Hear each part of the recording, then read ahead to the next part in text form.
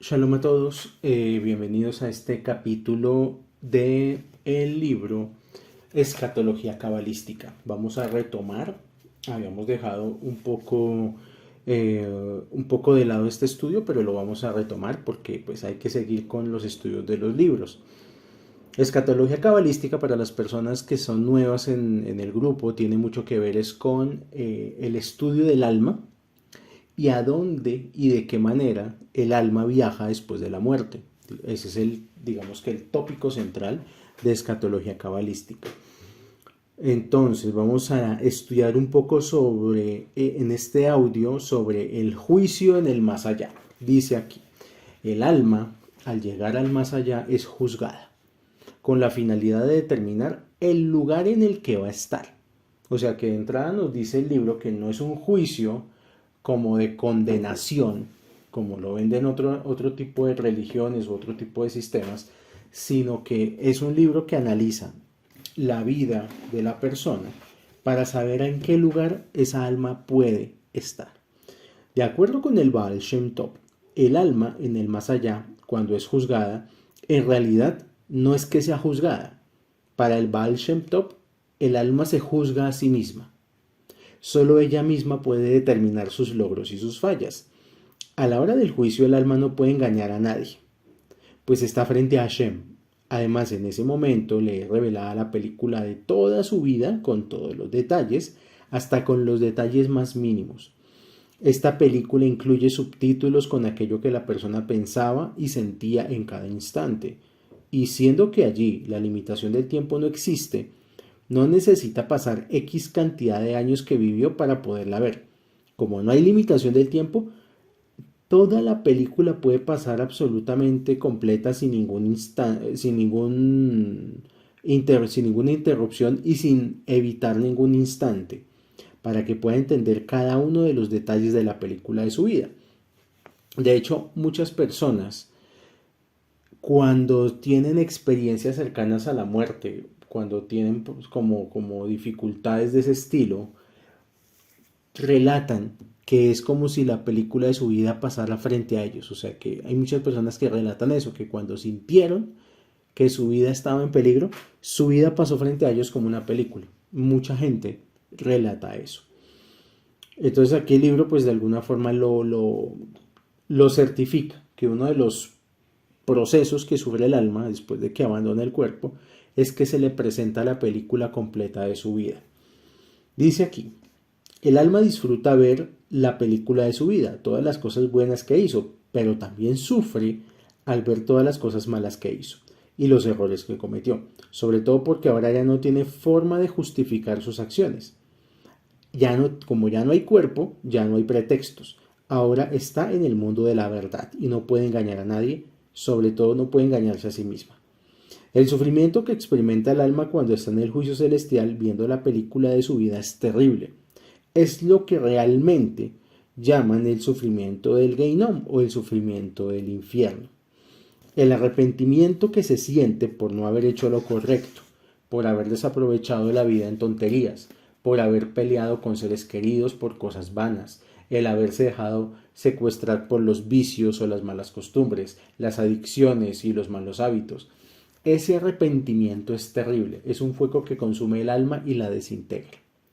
Metafóricamente, para entender este concepto, el alma mientras está en el juicio está viendo desde el enorme ventanal del tribunal celestial la belleza y el esplendor del Gan Edén. Y también del otro lado, el fuego del Geinom. Está escuchando la música y viendo los bailes y las fiestas del Gan Edén. Y simultáneamente también oye los gritos de desesperación y contemplando las calamidades del Geinom, mientras que al mismo tiempo también está viendo la película de su vida y se está dando cuenta de cómo la desperdició y lo que perdió al haber desperdiciado cada minuto en este mundo. Imaginemos un ejemplo, un jugador de fútbol, por ejemplo, que llegó con su equipo a la final del mundial. Tanto él como todo su equipo trabajaron mucho para llegar a la final del campeonato mundial.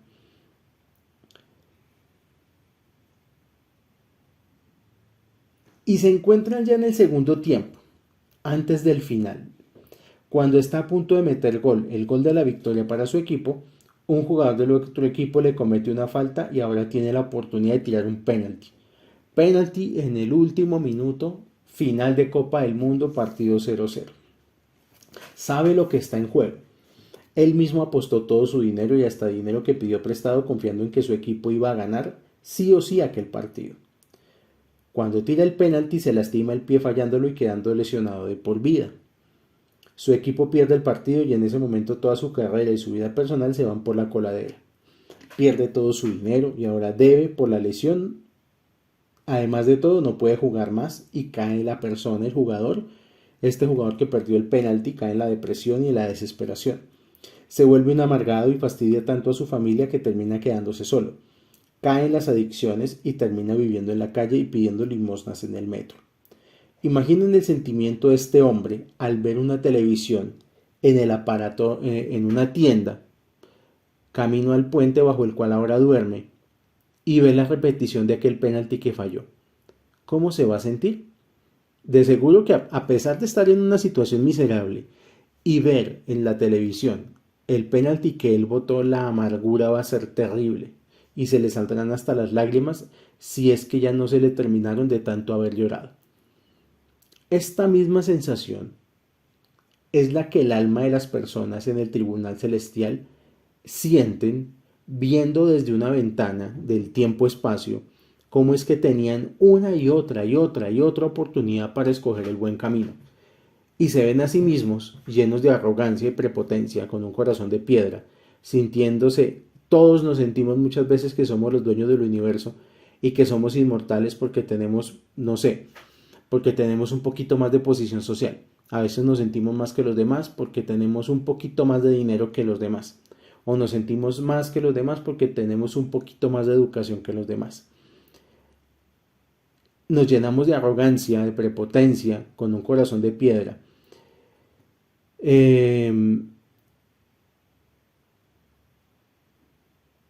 Y todo eso se le presenta a la persona.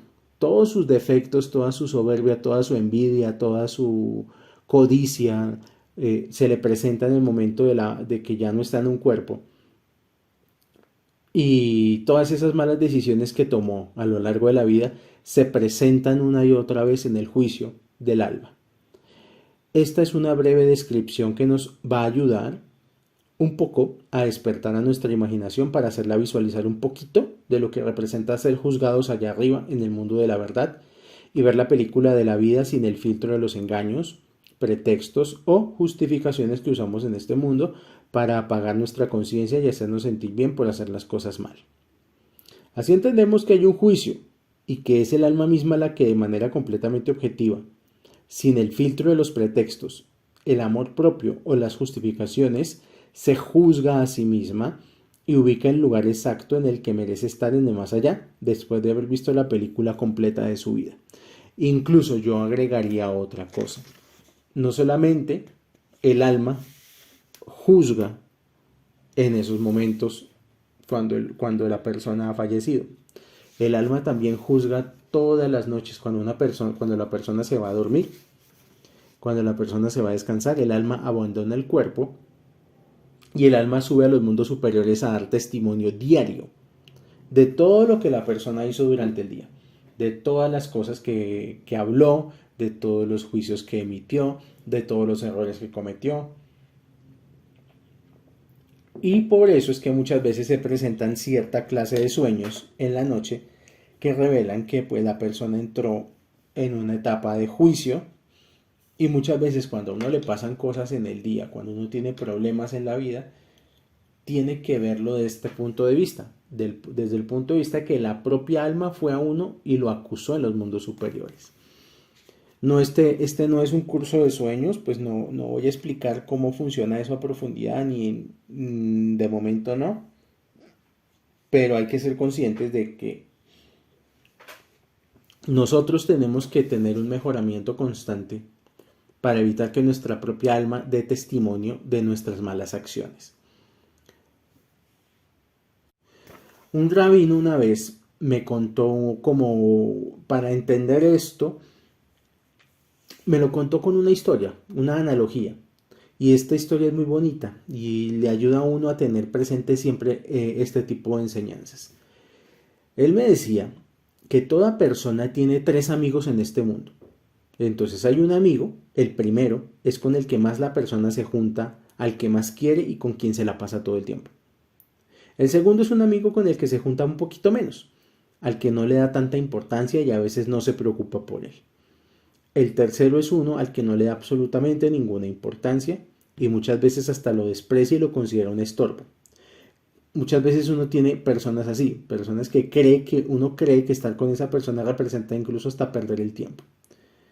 Un día a esta persona le llega una carta, un citatorio para dar un duro juicio en el que se le acusa por haber matado a alguien. En este momento el primer amigo, el que parecía ser su mejor amigo, con el que se la pasaba todo el tiempo, simplemente se escapa y se aleja de él tanto como puede. Como siempre pasa, muchas veces uno tiene amigos que son solo amigos mientras uno está en las buenas. Cuando llegan las dificultades simplemente se esfuman y ya no quieren estar con uno. El segundo amigo se lamenta mucho, pero le dice que no puede hacer nada, que no lo puede acompañar hasta el juzgado y tan solo lo acompaña a la puerta de aquel lugar deseándole que tenga suerte y que le vaya bien. Ese es otro tipo de amigo que demuestra cierto interés, pero no se involucra en los problemas de los demás. O sea, como que, ay, qué vaina que tengas ese problema chévere, que ojalá lo soluciones, pulgar para arriba y chao. Así fue el segundo amigo, como que más o menos, ay, que embarrada y tal, pero no voy a hacer nada por ti. Pero el tercer amigo, al que nunca le hizo caso, ese amigo que nunca le importó, que consideraba un estorbo en su vida, lo acompañó al juicio y no solo entró con él, sino que lo defendió como el mejor de los abogados hasta que logró salvarlo de su condena. Pudo incluso hacer una contrademanda y pedir que paguen por haberlo hecho pasar por ese trago amargo. Este último amigo le ayudó en todo lo necesario y lo salvó de ir a prisión en una larga cadena perpetua. La pregunta es, yo sé que todos nos vemos reflejados porque hemos conocido personas así. Hay personas que son muy falsas, hay personas que no les que puedan que sí sean amigos, pero no les importa lo que a uno le pase. Y de quien menos espera, uno recibe la ayuda. O sea, uno muchas veces recibe ayuda de quien menos espera en la vida. Entonces, la pregunta es, según esta historia, ¿quiénes son estos tres amigos? El primer amigo es el dinero, pues en este mundo pensamos que es nuestro mejor amigo y queremos solamente estar pensando en dinero, que nos acompañe siempre, que nos va a ayudar y nos va a sacar de problemas. Pensamos que el dinero es nuestro aliado y nos la pasamos todo el tiempo trabajando para estar con él. Pero cuando nos vamos de este mundo y nos llevan a juicio en el más allá, ese amigo, ese supuesto amigo, ni siquiera nos acompaña. Se queda aquí en la tierra y no hace nada para ayudarnos en el juicio celestial. Por otro lado está el segundo amigo. Estos segundo amigos son nuestros parientes, nuestra familia, nuestros amigos. Ellos nos acompañan hasta la tumba, nos despiden con lágrimas y bendiciones, pero no se van a meter con nosotros dentro del ataúd, no nos van a acompañar hasta el más allá. Por más de que sean buenos amigos, buena familia, buen todo, se van a quedar aquí abajo y se quedan en la puerta del tribunal. ¿La puerta del tribunal cuál es? La tumba, hasta el lugar al que se les permite llegar. Pero también existe nuestro tercer amigo, ese al que por lo regular no le hacemos mucho caso, no le damos mucha importancia, lo consideramos en ocasiones un estorbo. Este tercer amigo es la Torá y las Misbot, a las cuales no les damos mucha importancia y muchas veces nos da flojera y nos estorba su compañía. Pero estas Misbot, estas palabras de Torá, este estudio, esas buenas acciones que realizamos, son el único amigo que nos va a acompañar hasta el más allá. Y no solo eso, sino que es el único que va a abogar por nosotros en el juicio celestial. Nos van a defender y nos van a ayudar a cambiar nuestra sentencia para bien. Cuando en el juicio celestial nos digan que hemos matado, que hemos asesinado a la persona que podíamos haber llegado a ser, entonces estas misbot nos van a argumentar a favor nuestro. Van a las misbot que nosotros hicimos, el Shabbat, las fiestas, el Kashrut, la Nidá, todas esas misbot van a hacerse presentes en el momento del juicio y van a decir, no, un momentico, que la vida de esta persona sí tuvo sentido, que valió la pena que hayamos estado en este mundo y que nuestra existencia no fue un desperdicio, sino algo muy productivo. O sea que la Torah y las misbot son la prueba en el otro mundo de que no perdimos nuestro tiempo en este mundo, que lo usamos para hacer misbot, estudiar Torah, ayudar a los demás, etc. Y es una historia muy bonita porque nos deja una enseñanza muy importante. Entender que, a fin de cuentas, el único amigo que nos puede salvar del juicio celestial son nuestros buenos actos, los Gemilut Hasadim, y toda la Torah que hayamos aprendido en nuestra vida, nuestras misbot, y no es ni la familia, ni el dinero, ni las influencias, ni los contactos, ni las palancas lo que nos va a salvar de cosas que pasen en el otro lado de la realidad. Es por eso que debemos procurar llevarnos mejor con este tercer amigo, al que no le hacemos mucho caso, con ese amigo con el que casi no nos la llevamos bien y que a veces consideramos hasta un estorbo. Pues a fin de cuentas ese amigo será el único que nos puede llevar y ayudar el día de mañana en el más allá. ¿Qué podemos hacer por el alma de las personas que ya se fueron? Las almas de las personas que se fueron de este mundo siguen estando al pendiente de lo que sucede aquí, sobre todo de sus hijos y sus nietos. Y cada vez que alguno de ellos hace algo bueno se sienten orgullosos y sienten un placer indescriptible. Pero cuando hacen algo malo se avergüenzan y sufren también de una manera indescriptible. Siendo que ya no está encarcelada el alma bajo las limitaciones del cuerpo, ahora el alma tiene una conexión de amor con todas las personas del mundo, mucho más intensa y profunda de las que tenía antes de morir.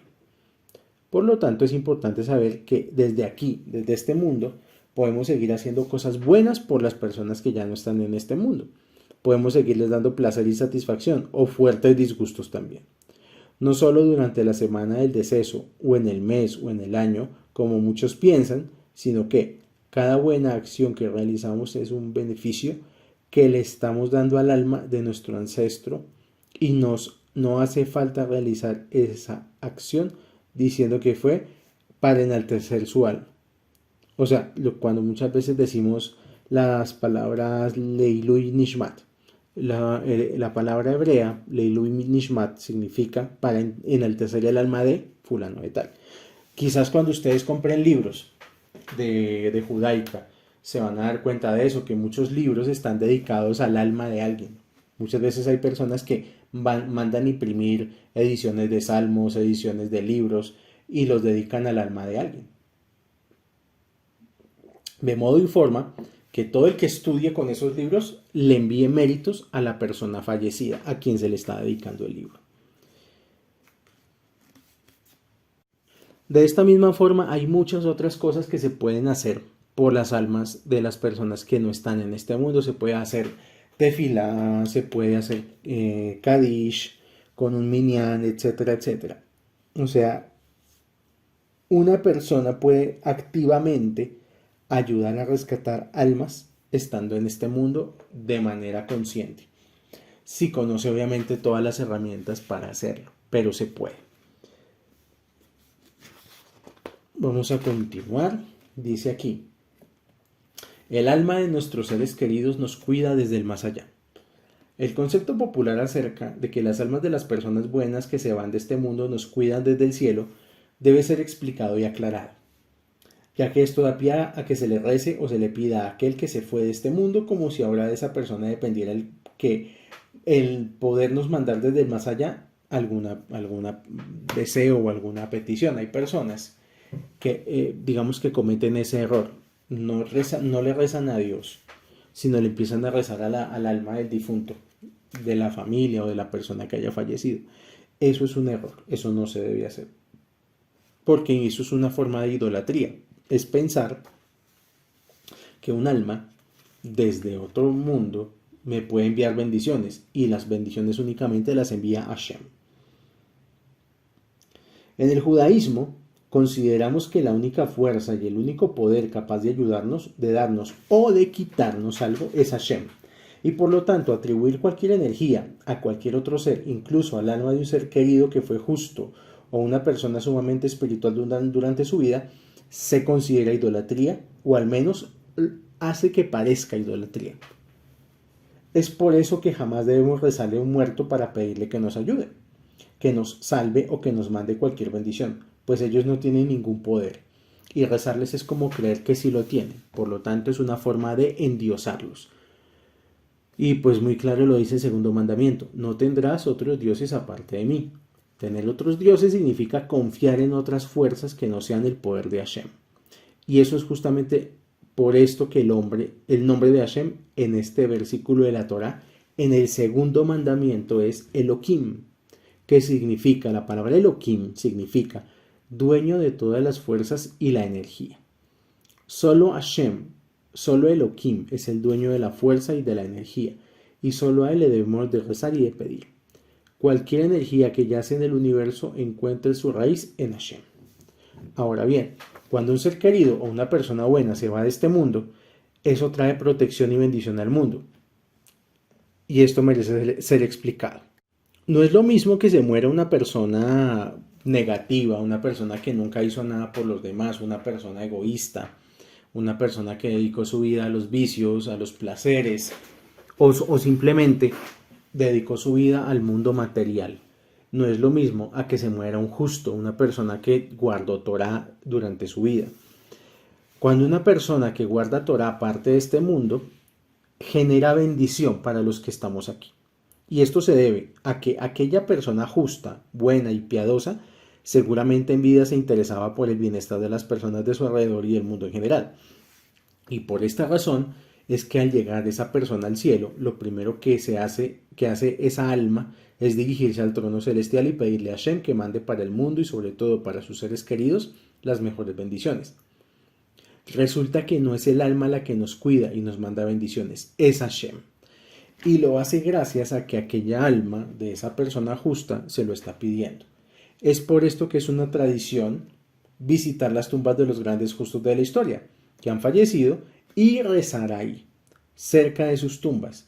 No porque le estén rezando a esas personas, sino están pidiéndole a Hashem que por el mérito de esas personas, que por todo el mérito de todas esas cosas buenas que hicieron, sean escuchadas las plegarias. Entonces, mucha gente, por ejemplo, tiene esa confusión porque en Israel se da mucho eso, se da mucho de que van los judíos a las tumbas de los sadikim a rezar y la gente piensa, si no conocen a profundidad el sentimiento del judaísmo, no conocen la profundidad de su doctrina, es muy fácil pensar que es que ellos van a rezarle a los muertos y eso es mentira.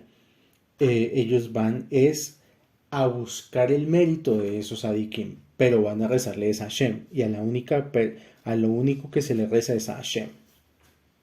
Y por ejemplo, la tradición sefardí tiene mucho la costumbre de celebrar unas fiestas llamadas Ilulá, que la Ilulá es la conmemoración de la muerte de un sadik. Entonces está el día que murió, por ejemplo, Moshe Rabbeinu, es la Ilulá de Moshe Rabbeinu, o el Arizal, o el Baal Shem Tov, etc. Entonces se acostumbra durante esas épocas rezar un poco más para pedirle a Hashem que por el mérito de ese sadik llegue bendición a este mundo. Eso es en realidad lo que se hace. Cierro este tema y empieza otra pregunta. ¿Qué mundo es el mejor? ¿Este mundo o el otro mundo? La gente tiene miedo de morir. O porque piensan que después de la vida no hay nada más. O porque creen que la calidad de vida que van a tener en el otro mundo no es tan buena como la que tienen aquí. La verdad es que si una persona se comportó como debería en este mundo, no estoy hablando de ser santos, porque no se puede, simplemente una persona que hizo lo mejor para buscar la espiritualidad, que buscó a Hashem y que fue bueno con los demás, ese tipo de persona debería tener la seguridad de que para él seguramente el mundo venidero será mucho mejor que este, sin importar cuántos placeres y lujos pueda experimentar en su vida. No quiero decir que debamos dormirnos en nuestros laureles, pensando que ya no necesitamos hacer nada bueno, pues igual tenemos garantizado el placer y la satisfacción en el mundo venidero. La persona siempre debe dudar y evaluar sus acciones para que sean lo mejor posibles y que lo lleven a un buen lugar en el más allá. Sin embargo, debemos tener la seguridad de que Hashem nos está esperando allá con los brazos abiertos y que no existe nada mejor y más satisfactorio que poder reunirnos con Él en el más allá.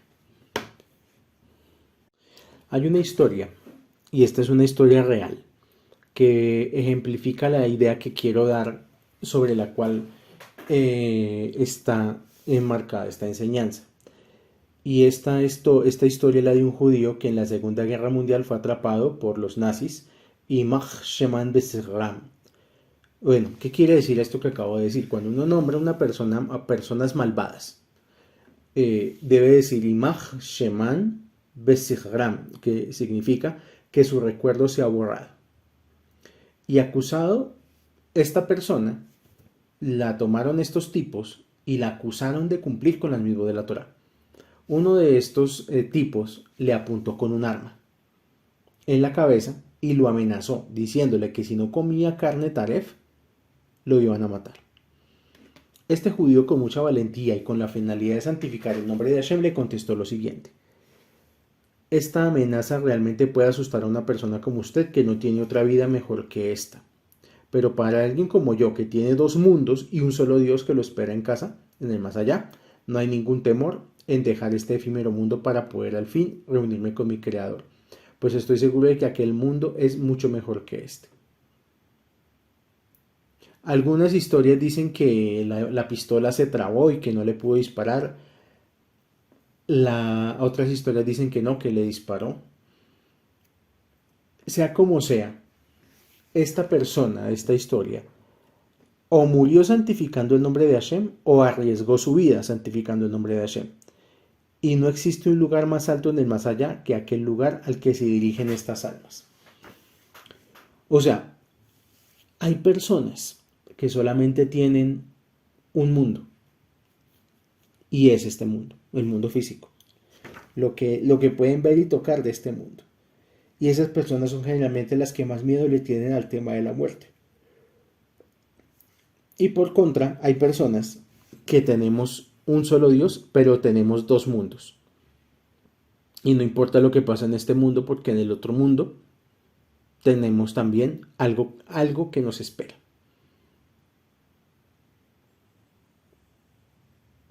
O sea que en últimas, más que uno tenerle miedo a la muerte, el temor más grande que deberíamos tener los seres humanos es el de no aprovechar nuestra vida de la mejor manera. El que la vida se nos pase únicamente buscando dinero, buscando recursos, pagando impuestos, y que la vida sea como solamente ser una hormiguita más del sistema. Eso es lo que más debería darle miedo a una persona. Que se le vaya la vida y que sienta que no hizo nada, que pasó por este mundo sin pena ni gloria. Estudiar este tipo de cosas es bueno, y este tipo de libros son muy buenos, porque uno muchas veces va por la vida y la vida tiene sus cosas, la vida tiene sus momentos de alegría, la vida tiene sus momentos de tristeza, la vida tiene sus momentos de angustia. En este mundo las cosas no siempre son justas. Los que hacen el bien y actúan con rectitud no siempre se les da la posición que ellos merecen o que creen merecer. Y muchas veces la gente más agresiva, más violenta, más déspota, la que más humilla a los demás, es la que muchas veces tiene más cosas, tiene más éxito, tiene más, entre comillas, progreso. Hay personas que para llegar hasta arriba, hasta la cima, no les importa quién tengan que pisar en el camino, no les importa cuántas mentiras tengan que decir o cuántas leyes éticas tengan que violar. Para ellos lo único importante es conseguir sus objetivos y metas a toda costa. A estas personas, la gente las sigue muchas veces por miedo o por conveniencia. Quieren quedar bien con ellas porque prefieren estar de su lado y eso es aquello que les proporciona el éxito. Pero es importante entender que su aparente éxito, el éxito de la gente mala, no es que va a durar para siempre. Tarde o temprano en este mundo o en el otro deberán de pagar las cuentas por aquel mal que provocaron. Y si para crecer hicieron trampas, pisaron a alguien, le quitaron aquello que merecía o lo sacaron de la jugada, a ellos los pisotearán, les quitarán la oportunidad de gozar el bienestar en el más allá y los sacarán del Gan Edén para meter allí a aquellas personas a las que ella sacaron de sus puestos. Y es que ganar con trampas no es ganar con trampas es perder, pues se gana lo que quiere en ese momento el cuerpo, el ego, pero tarde o temprano lo perderá y deberá de rogarle a Shem que lo pierda mejor en este mundo, pues en el más allá lo tendrá que pagar mucho más caro. Muchas veces es mejor y es preferible que le pase a la persona cosas en este mundo, cosas negativas o de dolor o de sufrimiento, y no que le pasen en el otro mundo. ¿Qué quiero decir con esto? Que uno no debe dejarse apantallar por el aparente éxito de los demás. Sobre todo, uno no debe dejar apantallarse por el éxito de la gente mala. Y que no nos debemos desmotivar cuando veamos a gente que saca proyectos adelante o saca su vida adelante jugando sucio. No queremos ser como ellos ni imitar su conducta, pues a fin de cuentas la falsedad caerá por su propio peso y la verdad saldrá a la luz.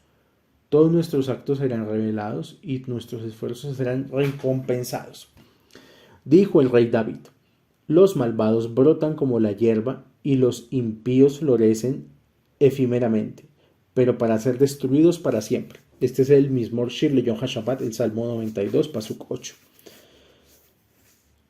Los malvados brotan como la hierba y los impíos florecen efímeramente, pero para ser destruidos para siempre. Una persona mala, aunque le vaya bien, es algo temporal y va a ser destruido o destruida. Por poner un ejemplo, ¿cuántos narcotraficantes llegan a viejos? Esa es una buena pregunta. Saber cuántos narcotraficantes llegan a su vejez. Y la verdad que ninguno. Todos mueren en su juventud prácticamente. No alcanzan a tocar la tercera edad y mueren en circunstancias muy difíciles, muy violentas. Y eso es lo que quiere decir este Teilim, este salmo, que los malvados muchas veces son muchos y uno muchas veces tiene que vivir rodeado de gente mala. Pero esa gente está destinada a ser destruida o autodestruida. Con estas palabras el rey David nos quiso enseñar que no debemos ver las cosas de manera superficial. Si es posible que los malvados tengan éxito. Si es posible que les vaya bien y que florezcan. Pero siendo que son como la hierba y no tienen raíces, en cierto momento serán arrancados fácilmente de su posición y lo habrán perdido todo. Ellos podrán gozar de gran poder y de mucha fortaleza y riqueza en este mundo, pero en el mundo de la verdad solo serán humillados. Para ejemplificar esta idea, me gustaría tomar como ejemplo a un ciclista. Este ciclista fue, a ver, me acuerdo de qué época era, creo que de los principios del 2000 o de la década del 2000, Lance Edward Armstrong. Armstrong fue un ciclista norteamericano, campeón como 7 veces del Tour de Francia. Literalmente él era una leyenda en el ciclismo. Además de ganar 7 Tours de Francia, ganó una medalla olímpica. Pero con el tiempo se dieron cuenta, sobre todo digamos que las autoridades del dopaje, la agencia antidopaje de Estados Unidos, descubrió que él hizo muchas trampas utilizando métodos dopantes en todas las competencias que ganó. Él hacía como una especie de trampita oculta y por eso nunca le detectaban el dopaje. Pues la consecuencia de que haya hecho trampa es que le retiraron todas sus victorias y lo suspendieron de por vida. Al final de cuentas, Armstrong aceptó su error públicamente y recibió una consecuencia por sus acciones. Yo cuento este tipo de ejemplos, primero porque me gusta el deporte, o sea, tengo algo de información respecto a eso, pero también porque estos ejemplos sirven para explicar lo que pasa cuando hay personas que se ganan algo que no merecen. y sobre todo cuando se lo arrebatan a alguien más de una manera prohibida o torcida. No siempre podemos ver cómo las cosas se dan vuelta en este mundo. A veces uno ve personas que van por la vida haciendo maldades y no reciben ninguna consecuencia durante sus vidas. Pero cuando se van al más allá es cuando todo sale a la luz, tal como ha sido el eje central de este audio. Se revela la película de su vida y allí no hay ninguna manera ni posibilidad de poderlo ocultar, minimizar o negar. Allá, en el otro mundo, hay que pagar por cada una de las personas a las que hicimos o perjudicamos a consecuencia de nuestros actos. Tenemos que tener una plena conciencia de que nuestros actos, nuestras palabras, nuestros pensamientos no estén perjudicando a alguien más. El ciclista que les cuento, Armstrong, corrió al final, pues se puede decir que tuvo mucha suerte.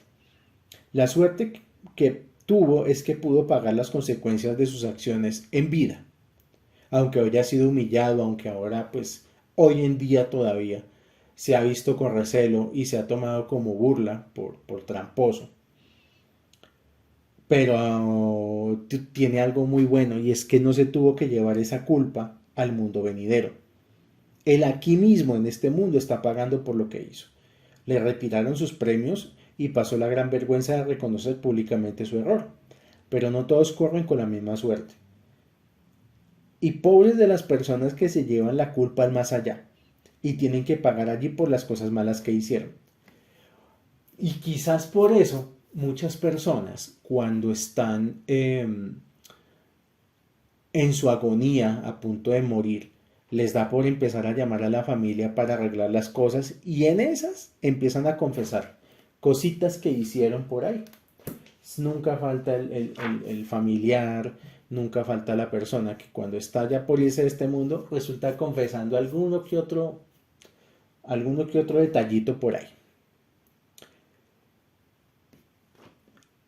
En el otro mundo, todo lo que hacemos se potencializa, tanto el placer como el dolor son mucho más intensos y por lo tanto es mucho mejor pagar nuestras cuentas aquí en este mundo. Aquello que aprendí de todo esto es a no sentirme personalmente desmotivado cuando pasen a veces sí tengo que pasar por alguna injusticia. O sea, uno tiene que ser cuidadoso y evitar también estarse convirtiendo en víctima. Pero evidentemente, después de lo que se ha explicado, sería mucho menos malo ser víctima que ser los agresores. Es mejor ser víctima que victimario. Pues las víctimas en el más allá serán indemnizadas, pero los agresores en el más allá deberán pagar un precio muy alto por lo que hicieron. Y sobre todo pasa hoy en día en el mundo moderno, que es un mundo tan competitivo y que muchas veces vemos personas que triunfan, que son exitosos y que se ganan una buena posición y a veces uno comete a veces hasta el error de envidiarlos, de envidiar a fulano o a sutano que porque supuestamente le está yendo bien, cuando en realidad nosotros no sabemos todas las cosas que ha hecho esa persona para estar donde está. Y quizás han sido cosas muy malas lo que ha hecho X o Y persona para tener éxito. Es mejor no envidiar a nadie, en todo caso. Todos los seres humanos debemos de buscar nuestro éxito y anhelar llegar lejos, ser exitosos y triunfar.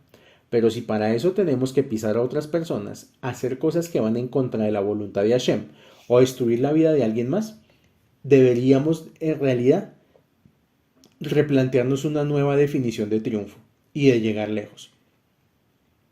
Hacer el mal no nos lleva a ninguna parte. Al menos no nos va a llevar al Gan Edén, sino al Sheol, Tajit o el Abadón o incluso al mismísimo Geinom. Nuestra definición de éxito debería ser el pasar este mundo teniendo un buen nombre, dejar enseñanzas positivas, valores, el haber sido una persona recta y correcta, que digan de nosotros que fuimos una luz para el mundo y un apoyo para la gente que estuvo a nuestro alrededor. No que el día de cuando ya no estemos en este mundo que la gente tenga que decir cosas negativas de nosotros. Nuestra definición de éxito debería ser el haber podido cumplir con nuestra misión en este mundo y alcanzar los niveles más altos de espiritualidad y la mejor posición en el mundo venidero. Y esta, la que acabo de relatar, es la definición de éxito de acuerdo con la Torá y la filosofía judías. Es una definición revolucionaria que desafía gran parte de la cultura consumista y materialista de hoy en día. Yo no estoy en contra del materialismo, porque pues soy afín a las ideas capitalistas y me parece que está bien y que incluso el mundo ya eligió el modelo del capitalismo. Esa es la realidad. Pero el punto es que el capitalismo también ha producido errores y uno de los errores es gente que quiere ganar las cosas como sea. Como la famosa frase popular, el que no tranza no avanza, o el vivo vive del bobo. Y debería ser que la frase no debería ser esa, sino que la frase debería ser, el que tranza no avanza, el que hace trampa no avanza. El que hace trampas y engaña y consigue las cosas de una forma torcida, no avanza al otro mundo. Su alma no tiene la suficiente energía para subir espiritualmente, para ascender a los jardines más bellos del Gan Edén, y por lo tanto se queda en un nivel espiritual muy bajo. Se queda atorado en el materialismo y en la impureza. En este mundo, tal vez parezca que la justicia no existe. Cuando uno ve tantas cosas, se cuestiona si la justicia existe o no.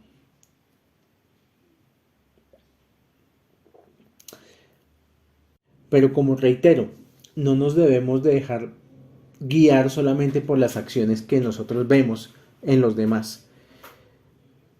Porque si nosotros tuviéramos visión profética y viéramos la película completa, ni siquiera nos preocuparíamos de eso. O sea, nos daríamos cuenta que la justicia sí existe y que a fin de cuentas al bueno le terminará yendo bien y al malo le terminará yendo mal. Es solo que si esta claridad la pudiéramos tener en este mundo, no habría libre albedrío. Y sin libre albedrío nadie, absolutamente nadie, haría el mal. Si tuviéramos esta visión profética, toda la gente sería buena. Y Hashem no quiere ángeles. Hashem quiere que pasemos pruebas y que escojamos el bien por nuestra propia voluntad. Que encontremos la verdad detrás de la cortina de la falsedad y que encontremos la luz detrás de la oscuridad. Todo lo que vemos y vivimos tiene ese trasfondo. El trasfondo profundo es ese, que Hashem lo que quiere es que nosotros veamos el escenario y tomemos una decisión de acuerdo a nuestra conciencia, una decisión de libre albedrío. Título: no dejes las cosas para después.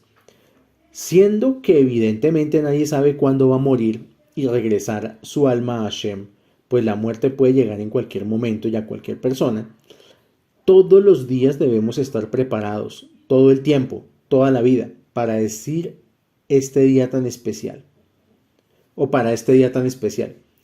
Eso es a lo que se refirió el rey Salomón, al decir en Cogelet, o sea en Eclesiastés, capítulo 9, Pasuk 8, que todos los días tus ropas estén blancas, o sea, limpias. Se trata de una metáfora sobre el alma, y es que todos los días debemos de tener limpia nuestra alma para regresársela a Hashem. Dice la Mishnah, haz teshuvá un día antes de tu muerte. Y como no sabemos cuándo será ese día, significa que debemos hacer teshuvá todos los días y limpiar nuestra alma todos los días. Es por esto que los judíos todas las noches antes de irnos a dormir confesamos nuestros pecados, le pedimos a Hashem que nos perdone por haberlos cometido y declaramos que perdonamos a cualquiera que nos haya ofendido en el pasado o durante ese día. Es decir, procuramos limpiar nuestra alma todas las noches, no solo porque durante la noche el alma sube al cielo, también porque no podemos tener la seguridad de que al día siguiente estaremos con vida. Ni siquiera podemos tener la seguridad de que unos minutos más lo estemos. Hashem se encargó de mantenernos atentos todo el tiempo e hizo que la muerte sea repentina con la finalidad de que estemos al pendiente de ella constantemente y que asiduamente vivamos reflexionando y haciendo teshuvá. El mensaje que aquí el libro nos quiere dar es literalmente: no dejes para mañana aquello que puedas hacer hoy, porque no sabemos mañana qué. O sea, contamos con hoy, mañana quién sabe. No dejemos para el ratito aquello que podemos hacer ahorita. Después tal vez sea demasiado tarde. Y nuestra cultura, la cultura latina principalmente, se alimenta mucho de este tipo de malos hábitos de dejar las cosas para después. De que todo es para después, después y después nunca llega. Que es lo que usualmente llamamos como la procrastinación. El estar constantemente aplazando las tareas y las cosas que tenemos que hacer. Hay una definición que me gusta mucho de la palabra disciplina.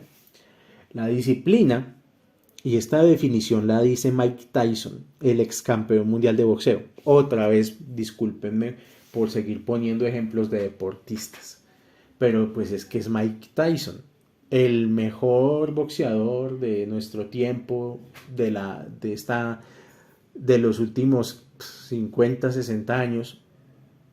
Mike Tyson en uno o dos asaltos terminaba una pelea, era una fiera para combatir. Y a él un día, después de que se retiró, le preguntaron que cuál era la definición que él tenía para disciplina. Él que creía que era la disciplina. Y Mike Tyson respondió que para él la disciplina es hacer las cosas que odia como si las amara. Que él sabía que todos los días tenía que madrugar, y trotar, ir al gimnasio, y que él odiaba hacer eso. O sea, ¿por qué? Porque pues era más fácil quedarse en la cama comiendo, viendo televisión o simplemente durmiendo. Y la vida de un boxeador de alto rendimiento tiene mucho que ver con estar todo el tiempo preparándose para peleas duras. O sea, para una pelea de 10 asaltos. 10 asaltos son, pongámosle, una hora. Con los descansos y todo, pues 10 asaltos pueden ser aproximadamente 40 minutos a una hora. Depende. Pues para una pelea de 10 asaltos hay que entrenar 10 meses. 10 meses de sufrimiento en el lugar de entrenamiento. Y él decía que él tuvo que aprender a hacer las cosas que odiaba como si las amara. Y por eso él llegó a ser el gran campeón de boxeo que fue. Y el punto es que muchas veces a uno le da pereza, le parece pesado el tema de la tefilá, el tema de las misbot, incluso para muchos les parece pesado el tema del Shabbat. Y transpolo eso a lo que está diciendo aquí Mike Tyson. Debemos hacer la Torah. Si estamos en la etapa de que nos parece muy pesada, hacerla como si la amáramos. Ya llegará el momento en que uno la hace naturalmente, la hace de manera automática, pero esto también va a todas las áreas de la vida. Muchas veces la persona no es que no tenga éxito, sino que lo que no tiene es disciplina. Hay personas que tienen mucho talento, mucho potencial, muy buenas ideas, pero no tienen es disciplina. Y disciplina es hacer las cosas todos los días, generar hábitos mecánicos, generar repetición, repetición, repetición. Y con disciplina es que las cosas llegan. Con disciplina es que la bendición baja del mundo superior. Y la disciplina, según Mike Tyson, y con esto termino, es hacer aquello que odiamos como si lo amáramos. Para el próximo audio de Escatología Cabalística vamos a hablar del Shabbat, porque el Shabbat tiene mucho que ver con la escatología cabalística. Gracias a todos los que llegaron a este punto, por escuchar el audio, por estar pendientes, por prestarme algo de su tiempo.